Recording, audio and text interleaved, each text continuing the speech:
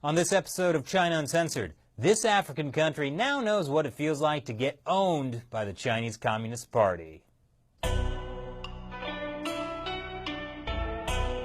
Hi, welcome to China Uncensored. I'm your host, Chris Chappell.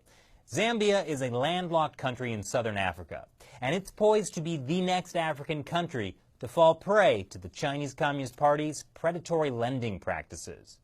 The news service Face-to-Face Africa gets straight to the point, asking, is Zambia Africa's first casualty in China's takeover after defaulting on loan payment? Well, technically it's not the first. Don't forget about Djibouti. But it could very well be the next, and it's all happening under the radar. According to Africa Confidential, Zambia can't afford to pay back its multi-billion-dollar loans to China, and so there are secret talks going on between Chinese and Zambian leaders to hand over the country's biggest energy producer. The report says the state electricity company ZESCO is already in talks about a takeover by a Chinese company. ZESCO supplies electricity to about 80% of households in Zambia. So signing away control of a strategic national asset is a big deal.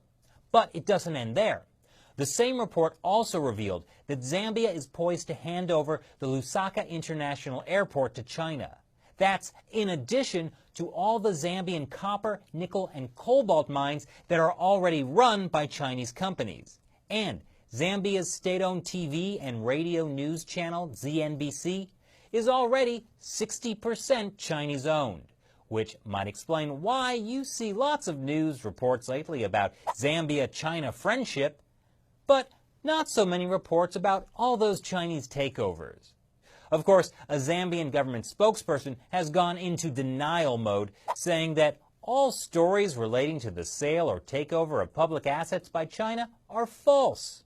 But investigative reporters from Africa Confidential say Zambia is getting owned by the Chinese Communist Party, literally. Africa Confidential also warned that the long-term outcome could be effective Chinese ownership of the commanding heights of the economy and potentially the biggest loss of national sovereignty since they gained independence in 1964. Another term for this whole thing is simply debt trap. More of Africa finds itself in China's debt. China is saddling the partner countries with crippling debt. Saddling Africa with unsustainable debt.